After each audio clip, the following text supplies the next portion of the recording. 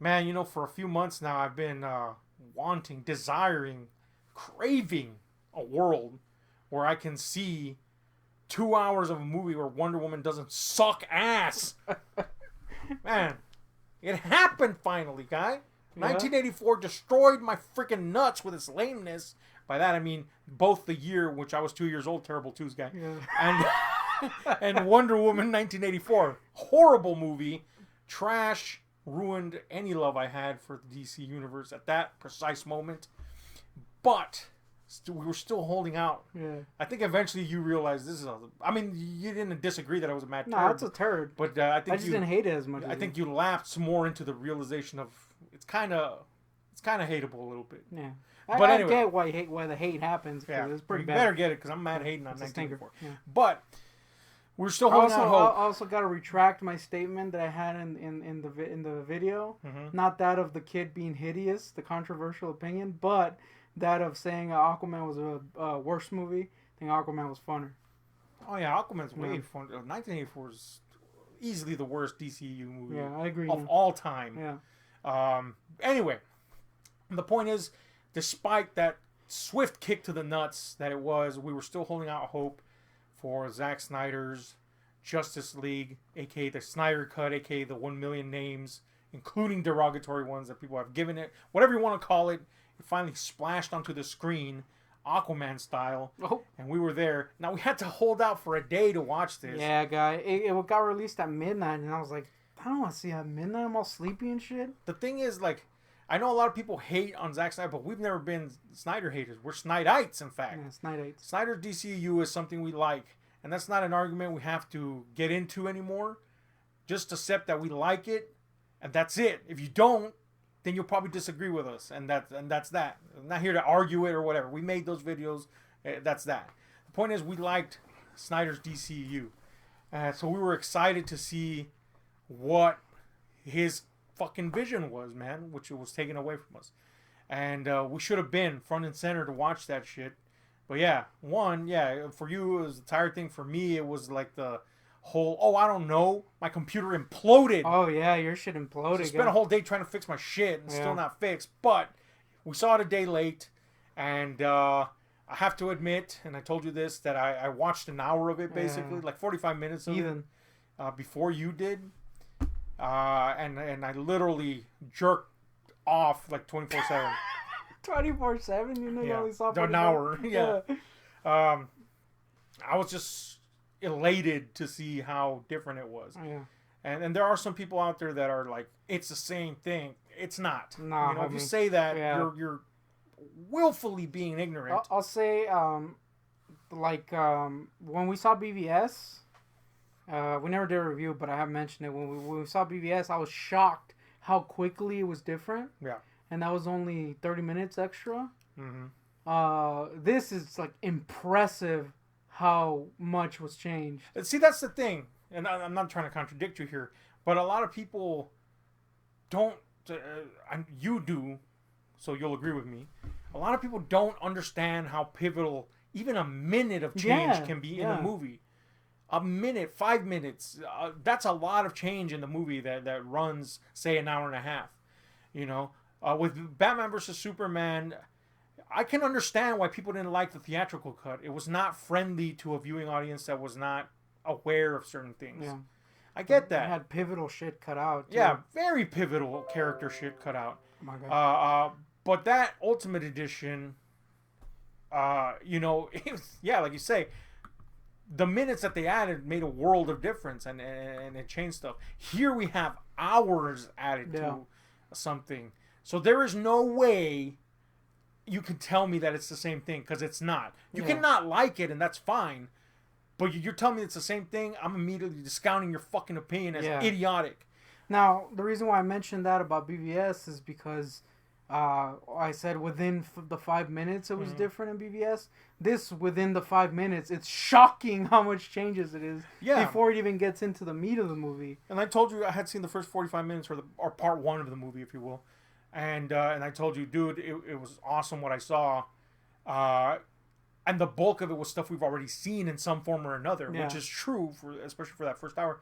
But even then, recontextualizing Yeah. a scene makes a world of difference. And there's a lot of this movie that completely is recontextualized for stuff that you have seen, but then there's also the stuff that you haven't seen at all that is that context or is just added substance or what have you, you know?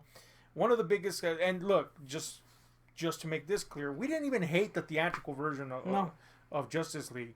We were disappointed that Zack Snyder didn't get to make his version, but at that point we were like, at least we got something. You know what I'm saying? And it's a fun, enjoyable movie, though a massive step down from the Snyder stuff. Yeah, that's the thing. We weren't really comparing it to the other movies. We're just looking at it as for what it was, and we really liked it.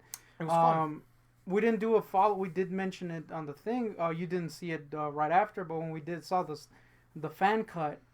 Yeah. I thought that was a way better cut. It was an improvement. It was. It fit more with what we had already seen. Yeah. That being said, the fan cut was basically working with what they had. Yeah, of some Snyder shots and a few alternative things and some color to changes and stuff like that. And it was still pretty much just the Whedon version. Yeah, it really was altered. So that's all we had, and we were okay with what we had. No, we didn't go in charging with pitchforks either because we just hate the material or just because we didn't get what we wanted. Yeah. This is what we realized we had, and that's what is it satisfactory? Whatever. It did something, you know what I'm saying? We didn't hate. But we did understand that there was a horribly compromised thing, and we wanted that. And was the wait worth it? Yes. This movie could have sucked. The Zack Snyder's movie could have sucked. And it was worth it to see a campaign of fandom actually cause change and make something happen. Because, we've all seen the 1 million grassroots movements and petition campaigns that go fucking nowhere. So it was actually pretty awesome to see something happen. It could have sucked, and just the fact that it happened would have been pretty amazing. But it didn't suck. If you're a fan of what Snyder did to the DCEU, the DC material, and to be fair, a lot of people apparently are not, but if you are, there's no way this movie's going to displease you, period. It's just not going to happen unless you're that cynical all of a sudden. If you're a fan of the Zack Snyder stuff, here's the review. You're going to fucking love this movie, as we did. If you're not, will it change your mind? Possibly.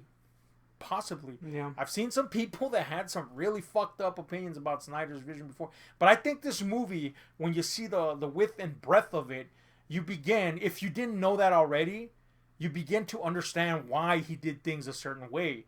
It shows you all the stuff he seeded and planted and worked at. Yeah. And it still shocks me to this day that people made such a big deal of that, Yes, the guy was given this big task to create a universe in a matter of time, but he made massive movies, epic scale movies that define characters in certain ways. I think. I'm not gonna shit on those movies, but I think it was ballsy to try to do what. Again, it's not comparable, but people like to compare it. But what Marvel did with 10 movies in a matter of 3, yeah, but.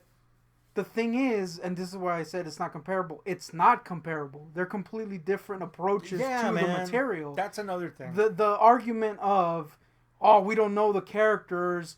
They didn't set up the characters. It doesn't matter. He is introducing you to the story this way. This is the way it's meant to be seen. Those movies were meant to be seen one at a time over 10 years or whatever. Even then, I don't think they were meant to be seen that way. It was a plan that came from success. Yeah. You know what I mean? This was planned out that way by him. Yeah, and that's the thing. Look, we don't hate Marvel. We enjoy Marvel quite a damn bit. We have disliked some of the movies, but even then, I can't say that I would shit on any of the Marvel movies to the point where I blow them out of the stratosphere. I just wouldn't. Yeah. I like the fact Marvel broke ground, man. It made things like the Snyder Cut possible.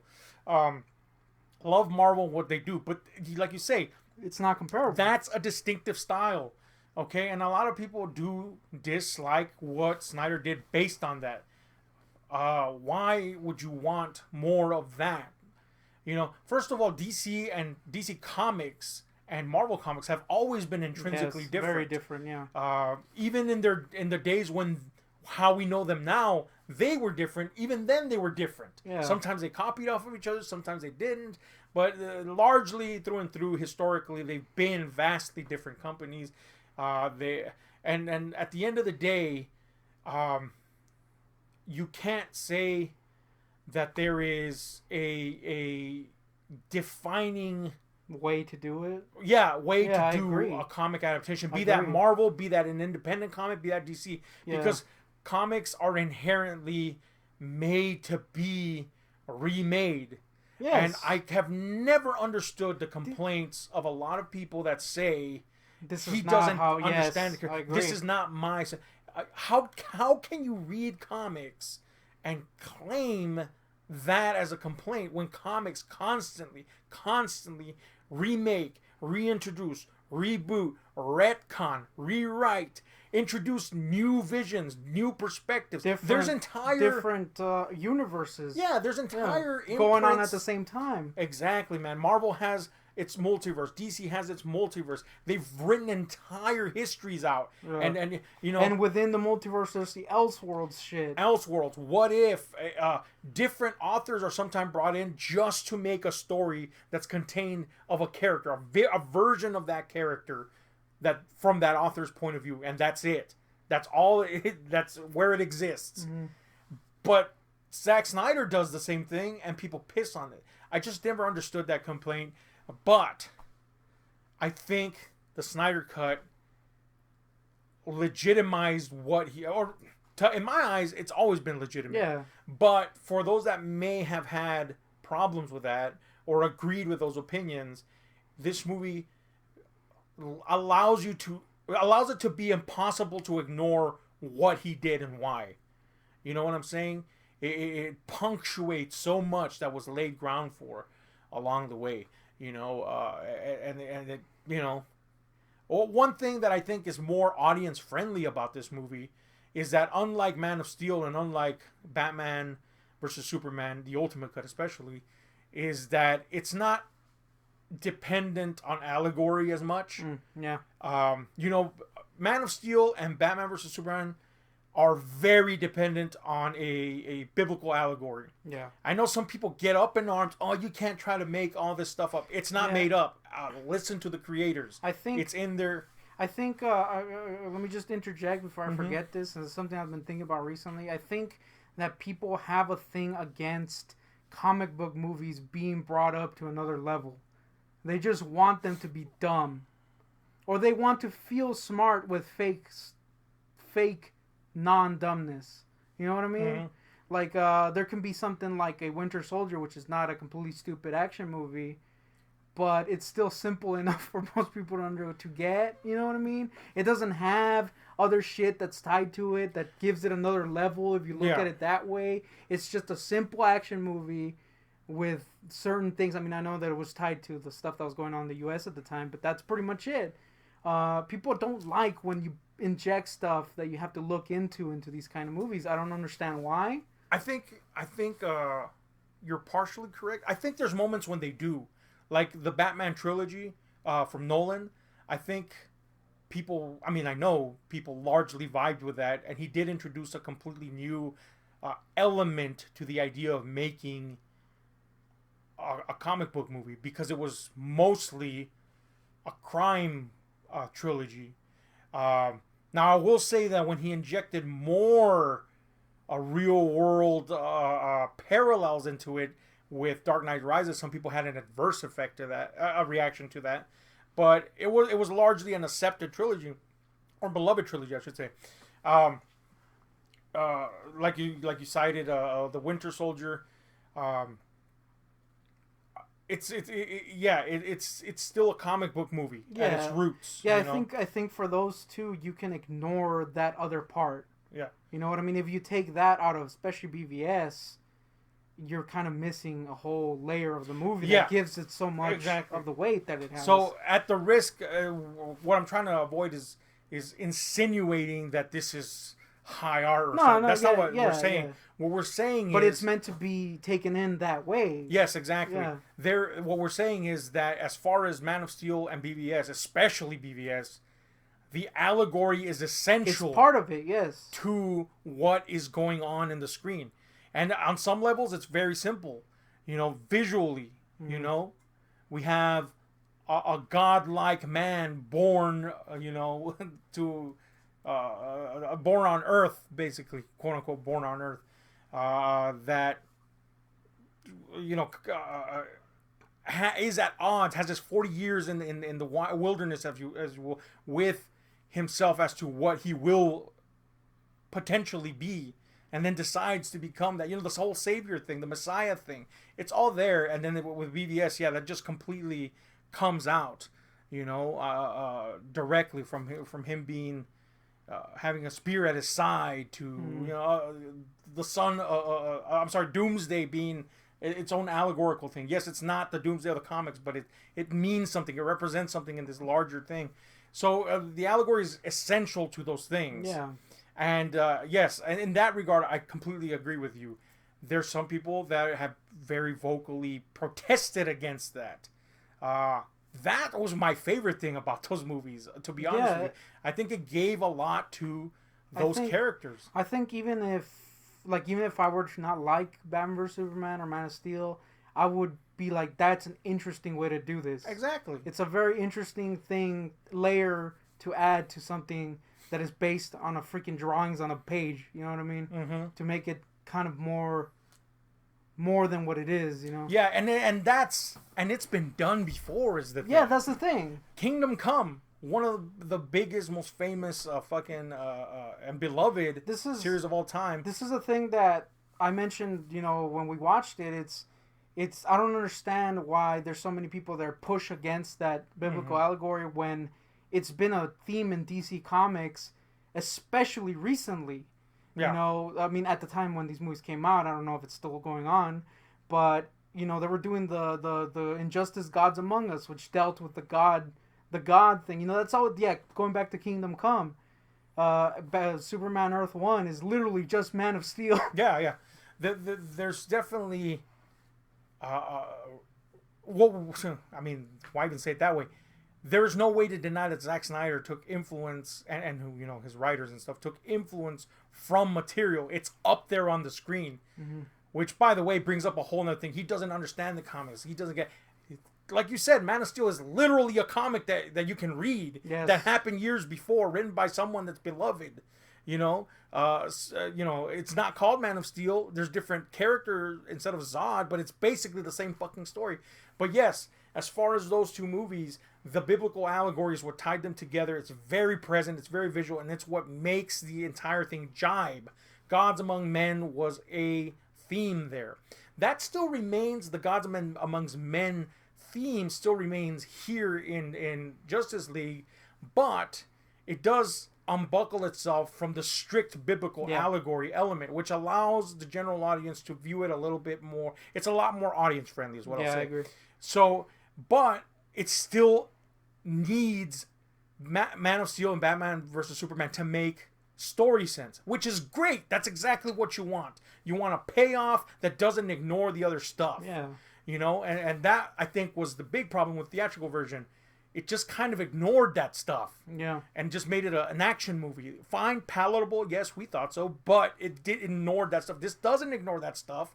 It builds off of it and evolves, if you will, into, yes, a comic book movie. It's almost like, I don't know, they use this allegory to make a reason and excuse for these heroes to actually live and breathe credibly as heroes. Yes. The age of heroes literally is born, boom, in this movie. They were not what they are in this. Yes, before. And the movie's very clear. And it's in multiple levels. Superman was kind of like this infant hero, not knowing what he was going to do. Superman is a broken hero. Same with Wonder Woman in a way. Batman. Batman is a broken hero. Wonder Woman is a person that has turned her back on her duties, basically. And then you have the New Blood, of course. Yeah. So, yes, there's three different takes and what the evolution of it is paid off in this new movie. Exactly, man. And yeah, so we literally have heroes coming into themselves. And what's awesome about it is that since we have in the previous two, I say we, but since Snyder and Company have established in the previous two movies that these are basically gods among us, now we see them as truly what this movie reveals them to be. Modern day myths, which is what people have always touted the popularity of comic books to be. That's like actually how people saw Hercules, how people saw, Jason or what have you, myths, modern day myths. And that's what is created in this movie. A mythical, epic status to these characters, which in all honesty, Superman, Batman, Wonder Woman are characters that already had that to begin with. Yeah. But now, because of this process of these movies, you feel that they earned it. Yeah. In this iteration. So I think that is like just the rock solid payoff right there, man. That alone is like hell yes. Because it allows you to see these characters as they should be seen. And that, you can't achieve that without a deep understanding of these characters. And yes, that means Superman was not the happy-go-lucky, a small town boy that everybody loved, supposedly everybody loved, from only several iterations of the comic, by the way. But it meant he was a man trying to find himself. Yeah. And I don't know, that seems a little bit more complex to me than I'm just going to do this good thing because Pa, he was a man at odds with himself, a man buckled by responsibility. These heroes in Snyder's world are not just beat 'em up and kick ass. There's plenty of that.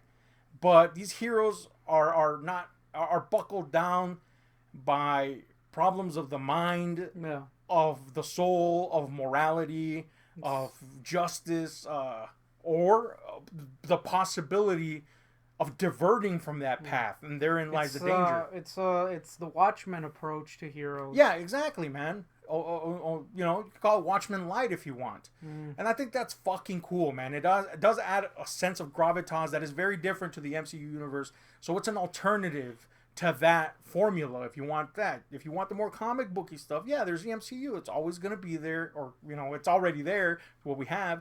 There's not going anywhere. This is an alternative to that. That's different, and I think, boom, man, it paid off in spades. Now, some characters in this movie, holy shit, do they benefit from this cut. Guy. You know what I'm saying? Can I bring my boy up? You gotta bring your boy up, guy. I gotta say, my boy Cyborg was really good. Yeah, man. His character is impressively different than he is in Justice League and in the theatrical cut. In the theatrical cut, he was there, and that's all you could say about him. Yeah. Whereas here, he's a deep character, and you kind of get where he's coming from. It's not just like I'm a lame little emo boy. It makes sense. There's one scene in this movie that almost got me, guy, and it's the perfect. The perfect way to bring you up on the character, and it's the background they give, and the way they visualize what he's feeling. Yeah. There's a scene where with a mom that his dad's talking about how it's not the power, it's what you do with it. Right. That was just so well done. It was great. Yeah, that scene alone was like, why would you cut this? He found some really, really cool ways to flesh out Cyborg. You only have so much time to tell a story for a character you haven't seen in this universe before, and they do it at around the third hour or so, or the third part, I should say, not the third hour, the third part of the movie or so, and it's such perfect timing too, because by then you're like, we should be getting to know something about this guy. Yeah, I agree. And they just boom, they drop it on you. It's an extended scene with just the character. It's so essential too, because by then they've established the need for these characters to unite, to become one, to put aside any rivalries, any blood feuds, any ancient historical feuds, to unite. And some of them are just people. You know, so there's people in this that are not gods, basically, that are not men that have dedicated their entire life to crime fighting. They're just people that happened onto this state of being, and the ultimate one here, I guess, would be Cyborg, to represent that. And they really do a number to show, first of all, that his power is quite it has great potential. Let's just say that. Yeah, they do a really good job of making you feel his power, like you said, the potential of it. Whereas before, you're just kind of like, I guess he's a cyborg. Exactly. Yeah. Unless you knew the character from the comics and what he can do, you're kind of like, I guess. Exactly. He's a guy. And what's great about showing you his potential is that once they introduce that potential, and you understand how pivotal he can be and ultimately is, you're given this possibility that he may go astray. And it all hinges on the relationship with his father. And that's so great because there's a running thematic about fathers in this movie, especially with him and Flash. And of course, we understand Superman's relationship with his father there too, Batman's relationship with his parents, etc. You know, there's a thematic there with the father, and Cyborg's character really ties that in and gives it a unifying feel to that theme. I think his storyline is the most relatable too. Because, you know, there's a lot of people that had a parent that wasn't there. Yeah. You know, whether it be for whatever reason. Or just hold bitterness in their soul because of something that... Even on that level it works. But especially that, you know, there's something there for you to latch onto with his character. Yeah. And there's such an emotional anchor there, too. We can all understand not doing something until it's too late. Yeah. You know? And they use that element in there movingly, man. There's a legitimately moving scene where Cyborg is doing something because of what his father said, but there's still something in him that's kind of holding on to some resentment. But then there is something that happens that basically he's too late to change things. And it's a personal level thing. It's not an epic scale fucking superhero thing. It's just a personal level thing. And it's moving, man, and it changes things dramatically, you know, for the stakes at hand here. So Cyborg benefits amazingly from this movie, and you could tell why there was anger on Ray Fisher's part, and you know, other people have expressed how much importance his character had, because he literally is kind of like the glue thematically and story-wise that holds these divergent characters together. I also think that it's kind of a shame how much was cut out from his dad. His dad plays a really huge role in the movie, and he's like a full character on his own. Yeah. And he's barely in the movie in the theatrical. Without those, like I'm telling you, that scene was just showing you his backstory and leading into his current state. It was like legit. Like I don't get emotional with action movies, but that was legitimately well done and like a really beautiful moment in a comic movie. You know, that alone is like, damn, homie. I agree, man. On a similar note, although I guess less, impactful, I guess, is Flash's character, which is another character they had to introduce. They had to introduce and unfold his the complexities of his being, if you will, in the runtime of this movie. And while he doesn't get the treatment that Cyborg does, he does get quite the facelift in terms of the theatrical cut, because we have substance to.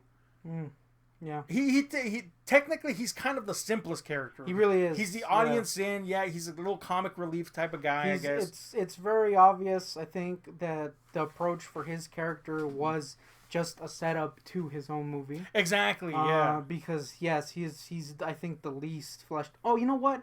Aquaman is also kind of the least fleshed out, but we knew that at the time the movie was going to come out. Exactly, so all you get is hints. Yeah.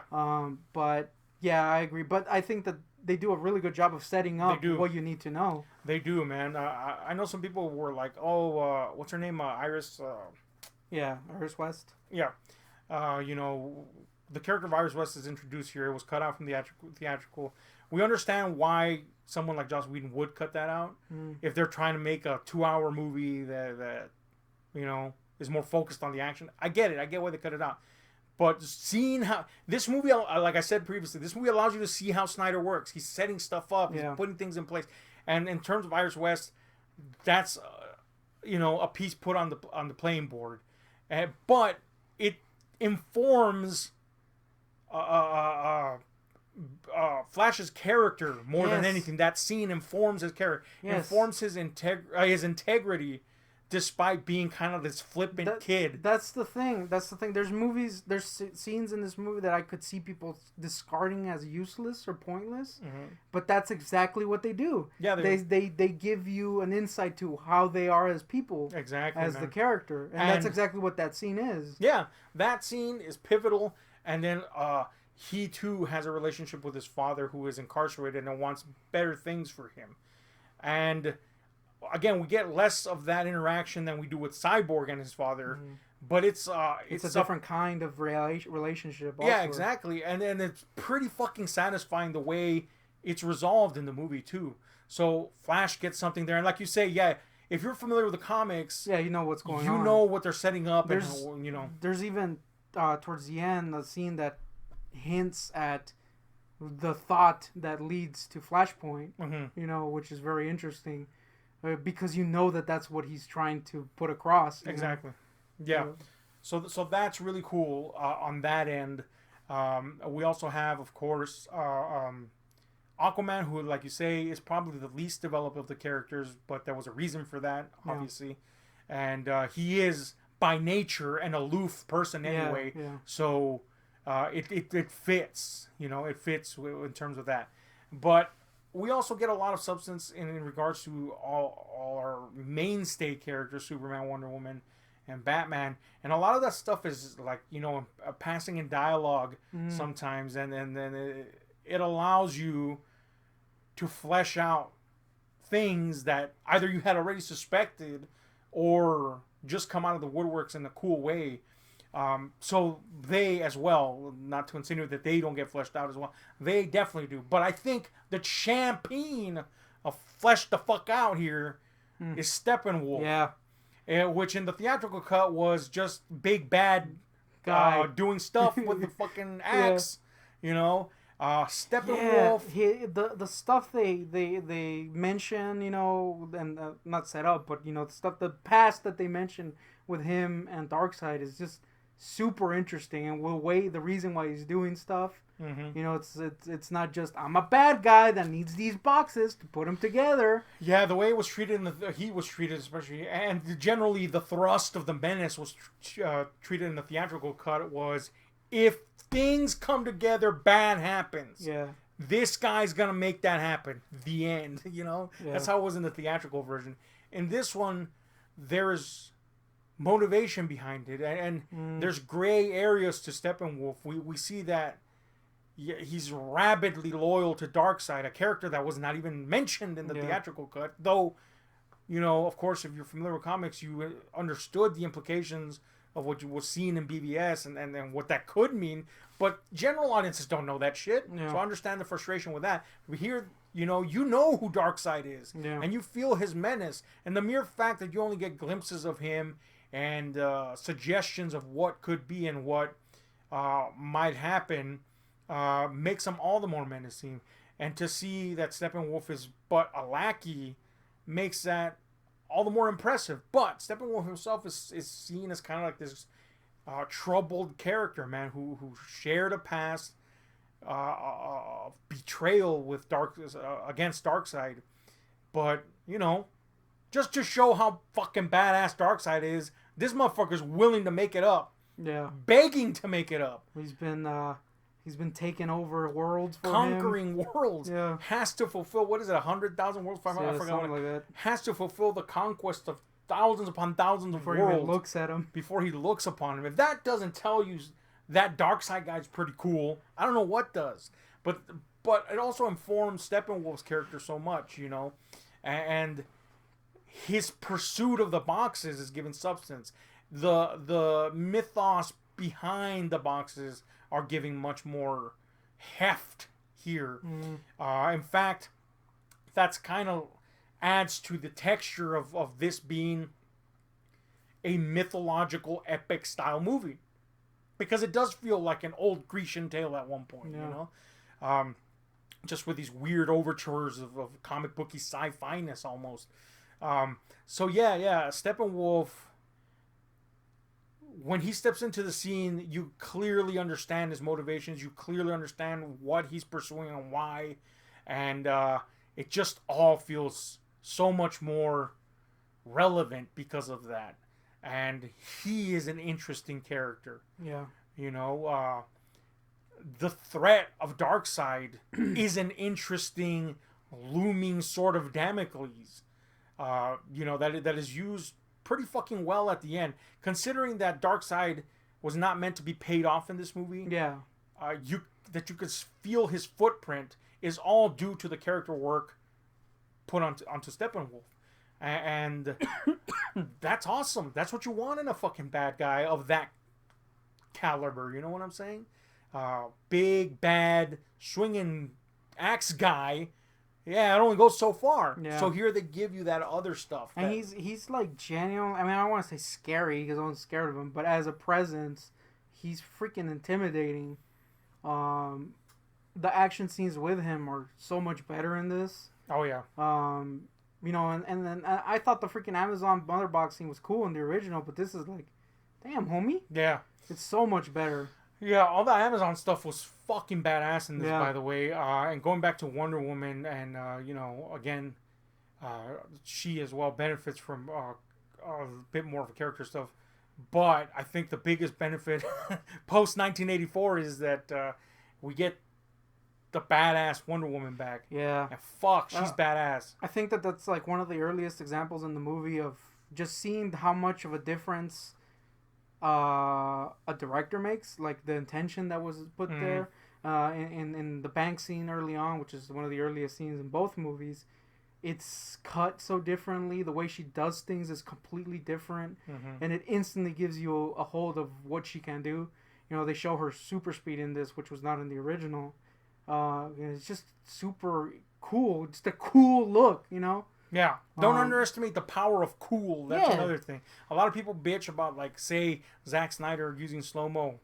What do you think you're doing when you're reading comics? You're literally watching the slowest mo of all time. Snapshots of a freaking something happening, yeah. Yeah, man. The idea of using, like, living tableaus to communicate moments of awesome is exactly what fucking comic books kind of feel like. There's a lot of that too, where it's just slow mo just to look cool, mostly towards the end. But they look so cool that you don't even care. Yeah. They look like comic layouts. Exactly. This is something that, you know, people cried about the slow mo and Watchmen, but if you know the comic, you know why he's doing that. These are big moments in the comic that are brought to life perfectly. You know what I mean? Like that to someone who has read something, it clicks. With Watchmen, I could empathize with some people that were like, I don't like that, because kind of like one of the intents of Watchmen I agree. was to deconstruct how, you know, basically self-important comics had become and how ridiculous they had become. Yeah. I get that, but the irony of that is that Watchmen is still a comic, and it still succumbs to the very things. Case in point, when you directly visually translate it and it feels like a comic, guess what? Your fucking book's a comic. That's the irony of it. Yeah. Here, this is a comic book movie, and those are comic book looking ass moments. Yeah, without a source. Awesome. Without a source. Exactly. There's no problem in indulging in the comic book awesomeness. That's why we liked comic books when we were kids. Because you could see these things and imagine them. I think, like, wow. I think that not only is it just cool moments, but he also uses slow-mo just as a storytelling vehicle. Tool. Yeah. Sometimes the slow-mo scenes are packed with something, a detail. He's a details man, Snyder is. a detail that will propel something, or and not even that. Like the cyborg scene I kept talking about was a slow-mo heavy scene, but you're getting this story told to you or remembered really, and it's just an interesting way of how we remember things. Yeah, you know what I mean. We remember certain images that happened in the past, and that was a very cool way to visualize that. Exactly. And it just works really well. So it definitely evokes a feeling, and like it could be it's a multi-use tool, really. Approach in scenes like that. It could allow you to get that almost like dream-like element to what's unspooling before your eyes. In other moments, yes, it allows you to indulge almost in coolness. Revel in the coolness, if you will. And in others, it allows you to see the finer details of something. Yeah, it's a multi-directional tool. Yeah, and I think Snyder applies it very well. Given the material that we're dealing with here, comic books, very apropos. I just gotta say, but yeah, Wonder Woman, she's just fucking badass in this. He's kind of like the baddest ass in this movie. In terms of skills as a fighter, really. But she just goes to show you that you don't need a whole fucking movie telling you she's cool. 1984. She's powerful if she just gets it right or whatever. You don't need that. You could just be like, dude, this is my motherfucking capable ass bitch. Yeah. You know what I'm saying? She's thousands of years old. She should have figured that shit out by now. Type of fucking badass, and it just reestablishes that, off the bat, she's fucking badass. Fuck. Effects. Let's talk about effects. Dude. Some new effect shots had to be made for this. A lot of new effect shots. Yeah. They had to complete effects, and then there were some new effects. And I only have complaints about one effect. All right, shoot. I think that the movie has shockingly good effects for how the circumstances that happen, and also I think Zack Snyder's eye for color helps so much. Oh yeah. That is something, people shit on the effects for Justice League, but we saw in the fan cut that a color grading does a lot of difference. But that being said, I think the effects are shockingly good for the circumstances, and even then, just in general, I think they're really good. One complaint, Martian Manhunter looked pretty bad. Okay, Martian Manhunter is an element in play. I mean, his character has been established since Man of Steel. And it turns out that Martian Manhunter has been here all along, mad spying and doing nothing. But that's acknowledged, mind you. That's not like a thing. Pretty much everybody in this movie was doing nothing except for Batman, or in this universe was doing nothing until they had to. Superman, Wonder Woman, etc. It is interesting that having this reveal, which people already kind of suspected for a long time, does really add to a lot of the lines said in Man of Steel. It does, man. And the scenes, in Man of Steel. And I think the actor's great for the role. I don't know if they're ever going to even acknowledge any of this stuff in the normal thing. I don't know. Who knows? Maybe this movie will have an effect. Who knows? But you could, looking back, you could see certain things in a new light, and the actor's great.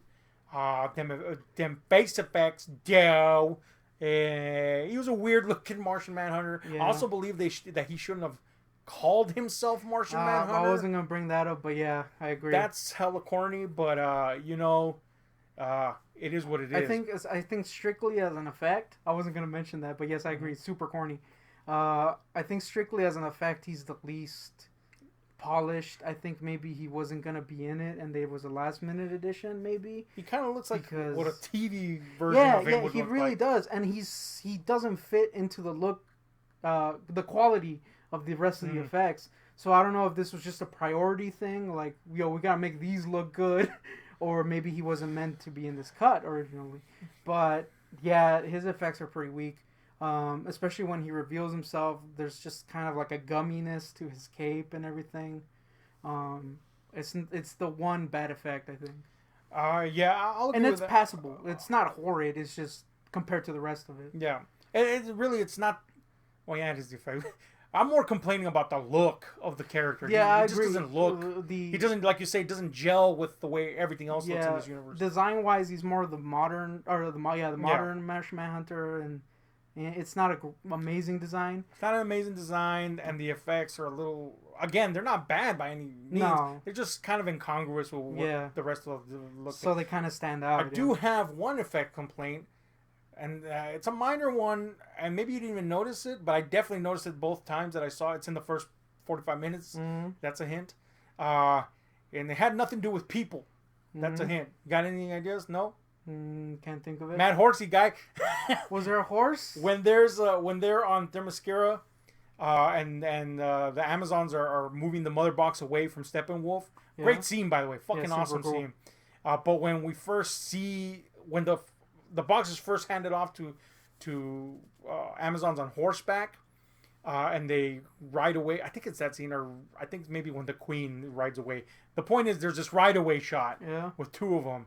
Man, that Horsey looked mad fake. Oh yeah, I didn't notice. But it is also kind of like the most green screeny of the scenes. But the scene itself is fucking badass, and that brief horse ass shot is horrible. But you know what? Yeah, man. In all honesty, I don't give a shit. I don't give a shit. I have zero complaints about the effects. But if we're gonna get nitpicky. Yeah, I agree. I mean, that Martian Manhunter would be looking like ass. Also was looking at Bruce Wayne in that scene with Martian Manhunter, and I did notice his walk cycle was whack. He was kind of like...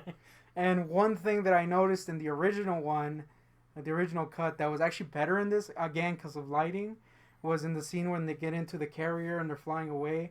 Alfred's super CGI. And not horrible, but it's like, like noticeably CGI. Yeah. It looks way better with the color grading here, but it's still like, damn, it's still CGI, boy. Yeah. But yeah, like you said, overall, shockingly impressive. Definitely theater worthy. Yes. Shit, considering they had to finish so many shots. They had to redo all the Steppenwolf shit. All that considered, I mean, you can't.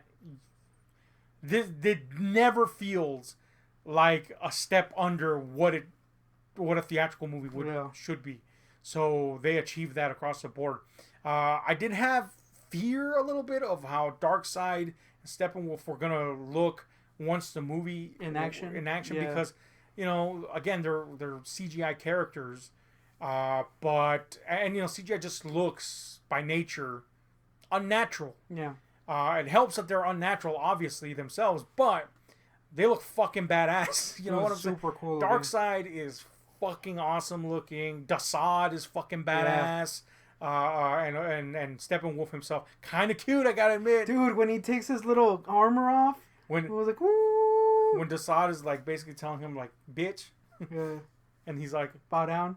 Yeah, he's all sad, guy. He's super cute. Another super cute thing was the Green Lantern in this that you get more of in this movie than the theatrical cut. Super cute guy. Yeah. I was like, ooh, little boy. So cute creature designs. You think that'd be a breaker, but we're idiots and we like it. No, but no, he does really look fucking awesome, and there is the air of menace to him, despite him being this character that's supplicating for forgiveness, basically. Which is quite a feat, really, if you think about that. So that's fucking awesome. You also get a lot of fan service stuff, like the Atom is in this. He's not the Atom, but he is the Atom, just not yet the Atom. And they set that up. And as I was watching the movie, because I wasn't familiar with who the current Atom is. Yeah. As I saw it, I was like, And I felt like I wanted to tell you then. But I didn't. I told you later, and it turns out that we were right. But even if you don't know who that guy is, the way the movie shot tells you there's a reason he's here, why this scene is being shown here. And I was like... And then there's like a huge hint at the end, which I was like, was he the Atom? Yeah, exactly. What's awesome for... Again, I'm aware of the Atom, but didn't know who the current Atom was. The thought was... Is that supposed to be the Atom? Yeah. That's cool. I'll give you a hint as to how we found out that the current Atom is Asian. We were playing Injustice. Yeah. And one of his lines is like, oh, wait, he's Asian? Yeah. So the Atom I know is the Ray Palmer. Yeah, me too. So the thing is that even if you're not a comic fan, you can feel that. Like, oh, okay, that's important. Or it was going to be important, or it was a setup for something. So there's moments like that, of course the Green Lantern stuff. And was there? I'm trying to think of something else. It definitely was. It's not coming to the. You technically get two lanterns because in a vision of the future you get a dead lantern on the floor. That's true. And the scene again very reminiscent of Injustice timeline, which is cool. Mm-hmm. Yeah. And then you also have the new kind of ending with setting up the Batman solo movie with Deathstroke. Yeah. That which we did see in the theatrical cut as a post-credit scene, right? But it was super different. Yeah, it was different. Yeah. But there's a lot of like little cool fan service setups which we may never see pay off, unfortunately, unless the response to this is so insane that Warner Brothers actually fucking balls up and admits they've been making mad mistakes. But there's all that to take into consideration. The music, this was not Danny Elfman. Our boy, fucking what's his name? Hans. Yeah, Hans Zimmer. Instead. Yeah, it's also a new score, not the Danny Elfman one. Exactly. Yeah, definitely get rid of that one.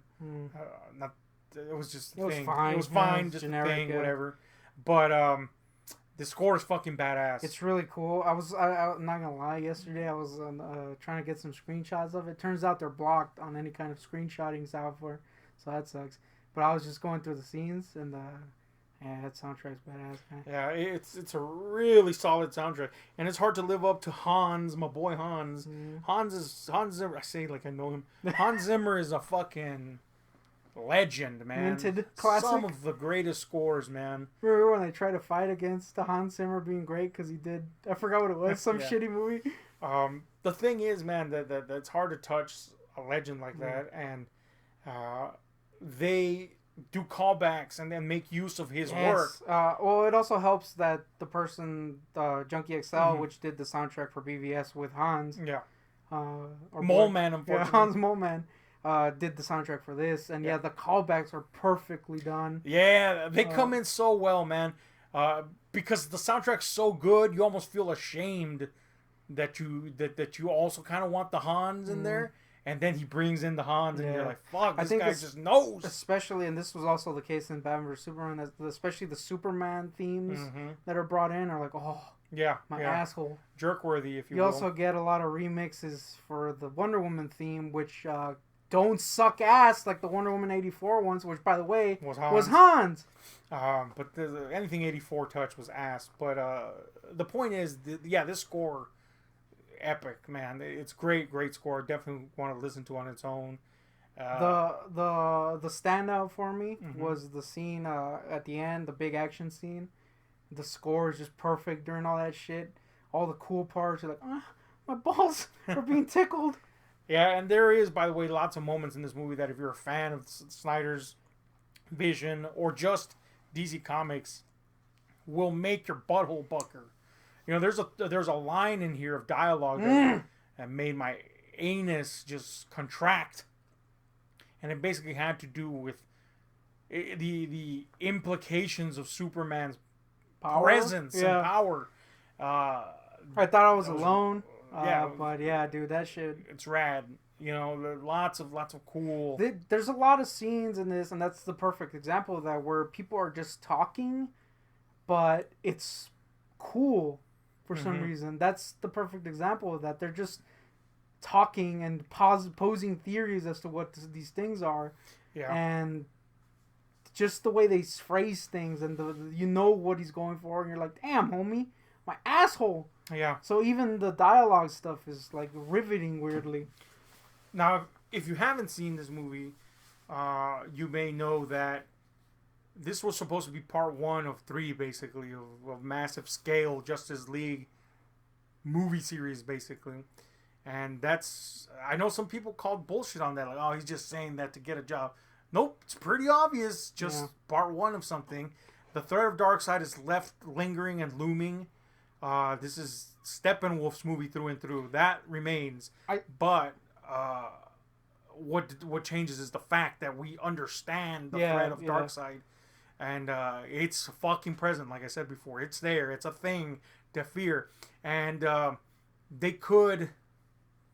Man, if they know what's good for them, just man, pick up that line. You don't even have to follow Snyder. He left you a blueprint, basically, to continue making shit that's awesome. They have the perfect way to do it and make it an HBO original. Anything, because the promise is they're just so rich with possibilities, and one of the coolest things to kind of let your mind kind of work away at the Granny Goodness multitude of possibilities. Yes, it's Granny Goodness. No, is the alternate universe dream that Batman has in this, or nightmare, I should say. Yeah. Which was the scene that was added with the reshoots. Yeah. And that, yes, like you say, that was added, but it lays so many possibilities on the table that it's just exciting. And like you said, or like we noted, it's just dialogue driven. Yeah, it is. Seeing these characters together on the screen is cool. Yeah. But the dialogue, especially between Joker and Batman, tells you so much of what happened or what could have or what led to the events here or between Batman and Joker. Some stuff of which, by the way, was implied in one way or another in the actual timeline that we saw in the Snyderverse. It was cool, man. It was cool as a fertile ground for just letting your mind go wild with possibilities. I think that is a scene which I think lends kind of credibility to the fact that all this was already shot. Mm-hmm. That is a scene that was noticeably new. Mm-hmm. It just looked different. Yeah, it did. It was laid out differently, framed differently. The effects were, though good, they were minimal and noticeably different. Ben Affleck was mad thin. Ben Affleck was thin as shit. So that just goes to show that they probably did film all this. And Zack Snyder even said that when he was fighting against WB, he just shot both versions, hoping that he could get his cut eventually. Mm-hmm. So for all those people saying that they just added shit to add shit, that is the only noticeably different feeling scene. Yeah. Maybe the Martian Manhunter scene with Bruce Wayne felt a little out of place. Oh, that definitely was new because Ben Affleck was mad thin boy in that one. Yeah, but everything else feels like you it can should tell be the stuff that was new. Yeah, and it's basically that Martian thin boy scene and the nightmare epilogue. Yeah. I mean, come on, man. The budget they gave them, there's no way they could have reshot most of the stuff. It all went to effects and finishing stuff. But it's badass. Now, like you said, like I said, you might go into this knowing that, or maybe not knowing that this was just part 1 of 3. Does that mean that this is an unsatisfying potential conclusion? We may never get to see the other 2, 3. In fact, that's the most likely outcome, that we won't ever get to see Snyder's vision unfold entirely. He has already said, that's it, I'm done working with WB. And WB seems to be a complete ass about things. The only way we would get it was if HBO does it. Yeah. There's a possibility, but it's very small. So, does that mean that in the end, did I just sit through 4 hours for what ultimately will just be a downer because I'm not going to get to see the rest of it? And the answer is no, because it actually has a conclusion. It actually has a conclusion. Really, if you cut the epilogue out, you could have a movie that feels 100% complete. Yeah. Only with the fact that obviously, you know that Darkseid is still a threat. But you could still pick that up in any other of the normal DCU movies. I think the fact that this is very much at the end, the beginning of the Justice League, you know, a scene that again was in the theatrical cut, but way more weight in this one, is just a perfect origin story for the Justice League. Yeah. And it kind of wraps up with, like you said, the hints, well, not really hints, but the knowledge that that's still a possibility. A thing, yeah. So yeah, it does feel because the main thrust is these characters coming together and fighting against this imminent threat in the form here of Steppenwolf. That is enclosed in this movie. I think a lot of it has to do with the perfect use, the perfect amount of Darkseid that's used. Mm-hmm. You know, he never steps foot on Earth outside of a flashback, so you're never like, oh, but he's still there. You know what I mean? He's just shown as a threat. As a looming threat. So yeah, it still very much works as its own thing. It still it fulfills that need for a conclusion, if that's what we're gonna have to live with. I prefer a world where we do get the rest of the story, but as it is, it feels very satisfactory on its own, which is great. Now, before we give our final thoughts on and grade the movie, what is your favorite thing about this movie, or your least favorite, whatever you want to? It's kind of hard to pick because it's just like constant coolness throughout. I'll mention that again. I was really impressed with the Cyborg sequence. Just that whole scene was so well done and was very reminiscent of the way he did things in Watchmen, especially with Dr. Manhattan. I think the freaking final fight scene was a constant, or the final like big showdown scene was a constant anus pounder. And again, the scenes that you've seen before were just so much cooler with the new score and all the stuff that was added, like the freaking Aquaman surfing a fool, which is like, damn, homie. And you get so much more team shit in that final scene. I mean, literally the thrust is we have to come together as a team. Yeah. Whereas in the theatrical, it's just Wonder Woman's cool. Yeah. So, and I guess Superman's here. And I guess Cyborg's a guy, right? Yeah, so just seeing the team come together and fight these parademons and shit was just like, damn, homie. My anus is being pounded. But I also gotta give mad shout out to the Amazon Steppenwolf scene. And just the scene with Wonder Woman in the bank heist was so much cooler. Really, I could keep going. But yeah, those are my... I said one fucking scene, guy. Those are my or one favorite part. My big ones. I will say that my favorite thing is something you touched upon is not necessarily a scene, because all the scenes are fucking badass, but except for the those ladies singing as Aquaman leaves, that went on a little too long. I mean, I got what it was trying to say, but yeah, it was a little too long. Yeah, could have cut a little bit earlier on that. Long on the tooth. But my favorite thing about this, and I'm a theme boy, is the simplicity of the theme. Now, don't get me wrong. I love, like I said, my favorite thing about BVS and Man of Steel is the biblical allegory. I think that makes those movies fucking badass. 100% agree with you. And I think this is maybe what you're getting to.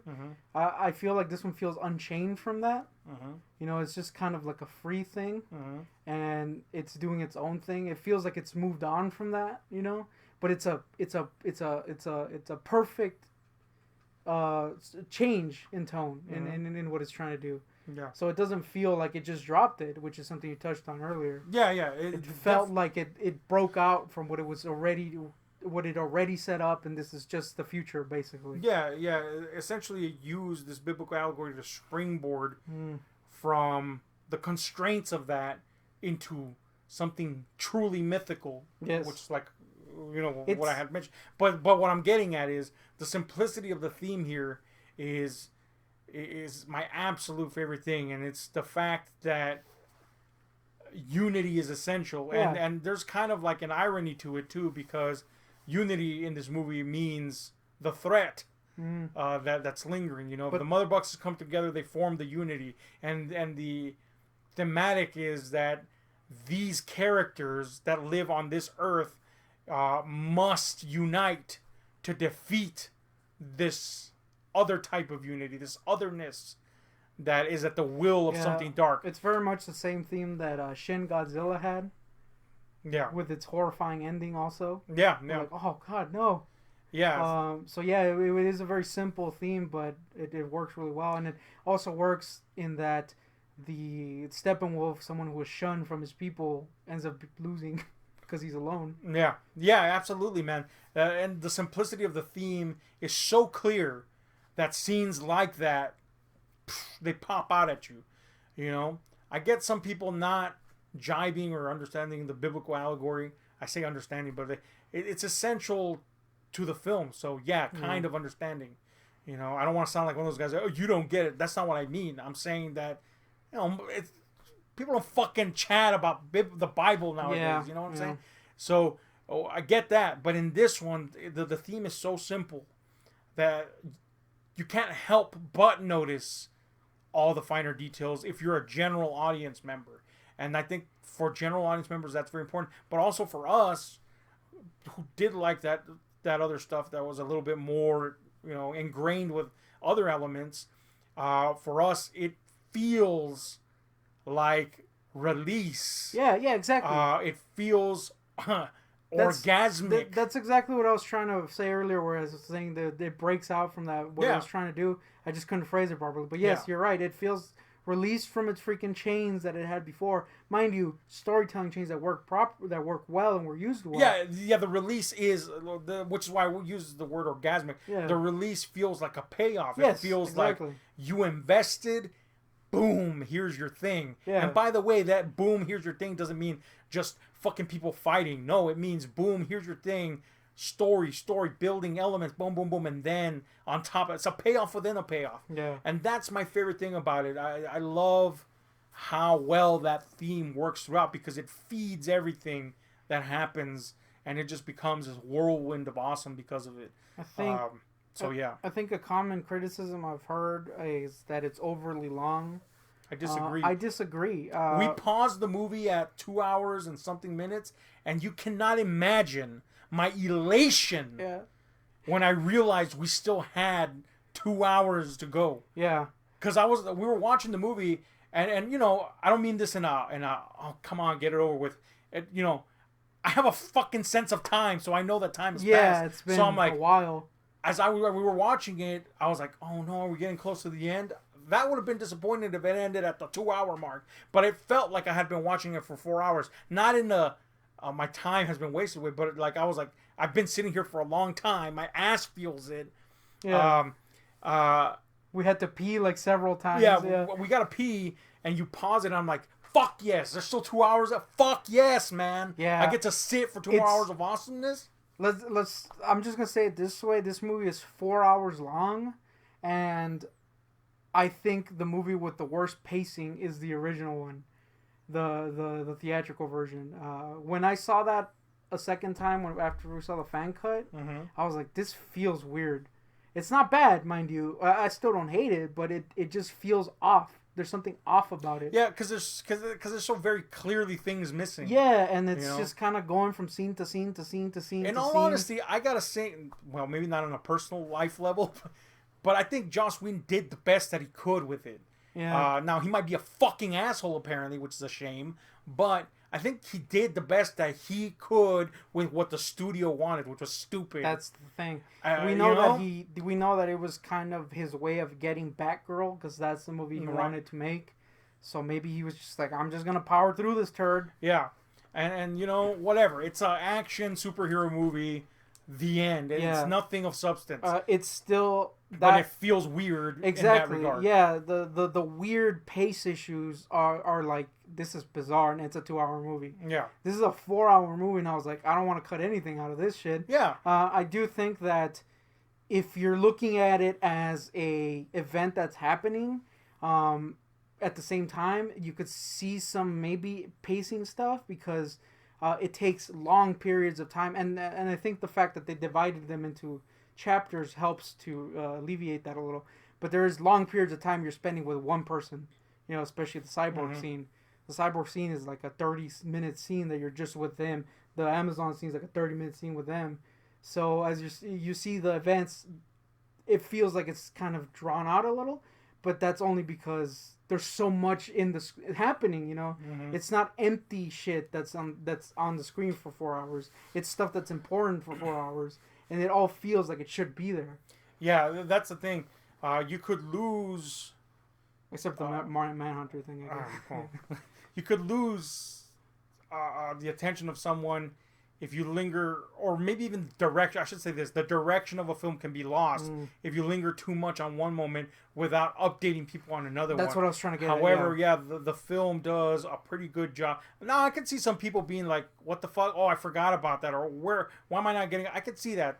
Yeah, it's not gonna be for everybody, but fuck that. It was for me, for damn sure. I think there was no more moment in time where I was like, I'll get back to the other people. No, everything felt in its time and place. Yeah. And like I said, I think the ultimate example you cited is the Cyborg thing, which just we've seen the character for all this time, and all of a sudden you get this background, and it comes at just the right moment. Just when you feel like, okay, we should probably be getting some background in this character. Boom, it hits, and it hits so fucking well. And the chapter structure, like you said, the fact that it's there in that section, which I think is the third section. And it's where to say that the chapters are divided into themes of what's going on in the story. So that helps a lot. Like, you understand why these are happening in the chapters. Yeah, it really does a good job of communicating itself, not only just by the chapter titles that allow, you know, I guess less astute viewers to kind of hone in on what something. It's trying to do, which is cool, man. Not everybody in the crowd, you know, this is, I hate this because this is a thing that people claim, you know, you're thinking it's this big high, like I said, like high art. No, that's not what I'm saying. Is you'd be shocked how many people don't know how to watch a movie properly. You know, some people are less astute than others. Some people are prone to not pay attention to certain. Our mom is one of them. She'll pay attention to weird ass shit and not other shit. And she'll be like, "Why did that happen?" You know, there's just people like that. With a movie of this fucking size and length, those chapter breaks really fucking help keeping them in the. But if you are more of a person about movies in general, you'll be an astute listener. How does it help you? In the same way, and that's kind of what you want, a movie that speaks to everyone on that level. It works with everything. I think that was a great way to sort out this tons of material and never ever feel like they lost something along the way or picking up too late on it. It's actually interesting because when they originally said that it might be released as a miniseries, I was like, that sucks. But it's kind of structured like a show. Yeah. You know, you'll have shows that are focused on just one character for the whole episode, and then you'll bring in the main story after that. So it actually would have worked that way. I do prefer this structure. Oh yeah, I agree. You know, but I love shows that are serial and stuff like that, but this is cinematic. In nature. It's that basically only in movie form, and it works way better. Yeah. So anyway, that's that. Who's your favorite character at the end, by the way? I mean, I know you're a bat guy, but you know, in terms of the movie here, I'm a bat eye. Damn, homie. I think I'm gonna go with Cyborg guy. I think there's so much there with him. There's so much there that kind of. He's just a really deep character without it being overbearing. You know, he comes in pretty late into the, like as a character, as a full character. He comes in about halfway into the movie, maybe. I mean, obviously he's there before, but you know, the background comes in pretty late, and you're just like, all right, he's earned his place. Yeah, I have to agree with you, man. Definitely my favorite character. I think Superman comes in very late. There's very little Superman in this, but you already got the Superman movie. You know what I mean? And the payoff is just like, that's cool. Yeah. Superman is used and dispensed in the right fucking way and time, and there's given a that impending sense of possible doom, that air of doom around him that lingers because of, you know, what he is and what may be, and they play that off very well here. And given which we've seen in the movie and the glimpses that we've seen, like Cyborg's vision when they're about to bring him back, is pretty cool. Yeah, you also get, this is the other thing we forgot. You also get hints that Lois is pregnant. Yeah. So yeah, it's an interesting setup for the future. So yeah, man. All in all, I have to agree that Cyborg comes off as kind of like oddly the coolest character. Yeah, he's the most well-rounded character in the movie. Yeah, you know, he's an integral. He's a fucking keystone to everything that's going on. So I get why Ray Fisher was kind of mad about that. Yeah. But on top of other things. But anyway, restored, at least on this degree. But anyway, let's give it a final score on a scale of 1 to 10, relevant to movies of its ilk, of course. Yep. I feel like I found my new favorite comic movie. Mm-hmm. It is,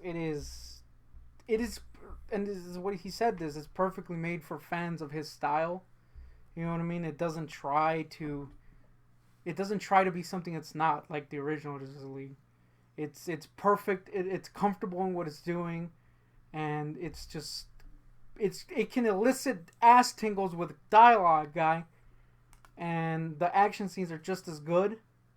It's got my boy Bat as Affleck's. Wait, the other way around. It's got Affleck as Bat. It's got Affleck as Bat. Damn, your boy Bat. It's just a bat in a Affleck suit. Yeah. I think the best stuff is that it's not a super freaking depressing movie. And it does have humor and it works really well. It's just I was so freaking impressed. I can't even say it, guy. I was like, damn, homie, my anus. Well, squirt, bitch. I was scared that it was gonna not live up to what it was. And you are prone to get so excited about something that destroys your soul. I wasn't excited. I didn't. I mean, obviously, I was excited that it was being released, but I assumed it was gonna be an unfinished thing, and it was just kind of. I didn't let myself get into my head. But I was still like, damn, there's no way it's going to live up to freaking 3 years or whatever of waiting. And it did.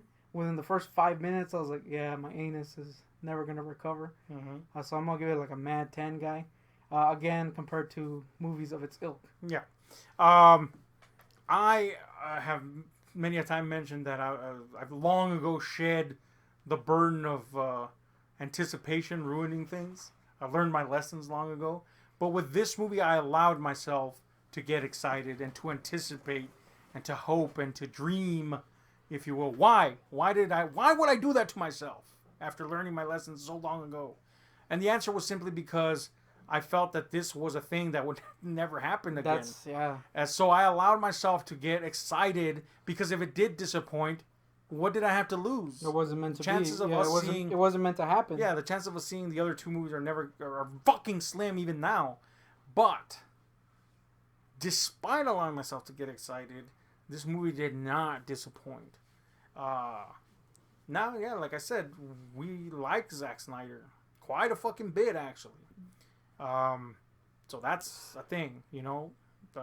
However, I do feel, and based on the responses of people I have talked to that are not Snydites, they too largely enjoyed this, with a few exceptions. And I get it, man. I would too if I was not a Snydite. I would enjoy this film, I can tell you that honestly. Because it is a largely fucking badass fest of greatness. And like I said earlier when we were talking about it, this is a movie that allows people to understand why things were done a certain way and why was that there. And a lot of the complaints here and there. But it's also not rubbing that in your face. It's just, it's a thing that happens and it's fucking badass and you want it to happen to you. And the boy does it for 4 hours. Never felt like a burden, never felt like anything but not even gonna lie, a world of awesome. Later at night, I was like, I want to see it again. Ditto, man. Yeah, I absolutely love the movie. Again, as far as comic book movies go, yeah, I'll give it a 10, man. You know, BVS, I give it a 10. The Ultimate Edition, I give it a 10. I'm loath to say that I prefer one over the other. They are, despite being very unified in style and there's a different feeling to them. There's a different feeling to them, but and Man of Steel too, but I kind of like them almost equally, but they are very different movies. I think you know how much I love BVS. Mm-hmm. I literally bought another copy of it today, even though I already have it. Even though you have a copy, yeah. I think what makes this one so much more impressive to me is that it does what BVS, again, didn't fail, but it felt like a shift. You know, after the fight happens, Doomsday comes in, and it just feels like a different kind of movie.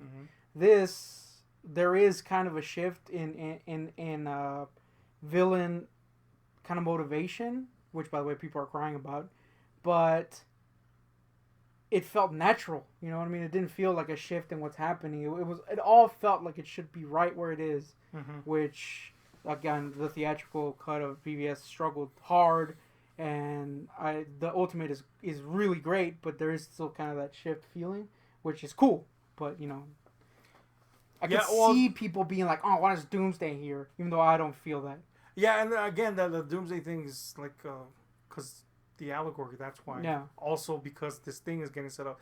But that's exactly why I'm like I don't know if I prefer this one or not. Mm-hmm. I see them on the level because my favorite thing of like I said my favorite thing about that movie. I'm just that type of guy. I like weird allegories like that. Yeah, see, and even me trying to explain that is me ignoring the fact that that is part of the allegory. Yeah, exactly. I'm just saying, strictly on a movie, I feel that this one meshes well together. But I agree with you. That is a great, cool thing about it. On a personal level, I see them equal. But on a general level, to like a random person on the street, I go, watch the shit out of Justice League because they would probably enjoy that more. I would also say watch the other two, so if you haven't seen them, so that you understand stuff. That's one of the greatest the characters. Yeah, it's one of the greatest things that this does fit perfectly into the other two. Yeah, but there you go, man. If you've seen Justice League, let us know what you thought about it. That's our opinions. We respect all opinions, even if they're divergent from us, unless they're assholes. Yeah, except for that dude at GameSpot that just watched like 10 minutes or whatever. What was that? How can any editor in chief allow an asshole? That was actually a different person. The guy at GameSpot, the chick I think at GameSpot, was saying a month ago that they can't wait for this to come out so that they could get rid of it. And that's the person that wrote the review, gave it a 3. Pathetic. Another person that gave it a horrible review said that they watched 1 hour and then skipped to the last 10 minutes. Come on, guy. I'm okay with whatever fucking conversation, thought, or hatred you want to lob, or love you want to lob at this, as long as you saw the whole fucking thing. Yeah. There was some reviews of, but generally the reception has been surprisingly pretty positive, decent, man, and deservedly so. I think it may help kind of like relax people about this weird imagined division between DC and MCU. There's people that are just set to hate this, and this is not seeking to bring those people in. These are made for people who are going into it with an open mind or fans. And even then, people who hate it end up liking it too. So that's just good, Yeah, and that's kind of what I hoped would happen, that people would just... Why does there have to be a competition? Yes. Can we just enjoy the fucking thing? But I guess it's just ingrained in us or whatever as a species to fucking pitch shit against each other. Yeah. I, for one... To bring down an unknown threat. Exactly. I, for one, will enjoy both, and but I will say that this is my preference, obviously. It has been... I would much rather watch Zack Snyder's 3 offerings than all of the Marvel Universe. That's not because I hate I love the Marvel Universe, but I would rather watch those 3 movies back and back and back and over again than these assortment of movies. But I'll watch both because I can like both. And I hope that that's what people get out of the experience. They'll sit there and they'll go, I enjoyed that. I can enjoy both. That's more for us to enjoy. That's another thing. I hope that this brings people... I mean, this in general, I'm saying just in general, but I hope that this helps a little bit at least in having people admit they like something that is not popular to like. Yeah, I mean, that's cool too, Like, you don't have to agree with everybody. And, that's not everybody. There's people that legitimately don't like it. But, there's some... There's a lot of that too, and that goes the other way too, of course. Yeah. So, anyway, let us know what you think about this conversation. It was a long one, boy. But I mean, it was a long one. It's short in the movie, So anyway, we should do a 4-hour one. God, can you imagine? I mean, it'd be better commentary than somebody we know. Yeah. But anyway, we're out.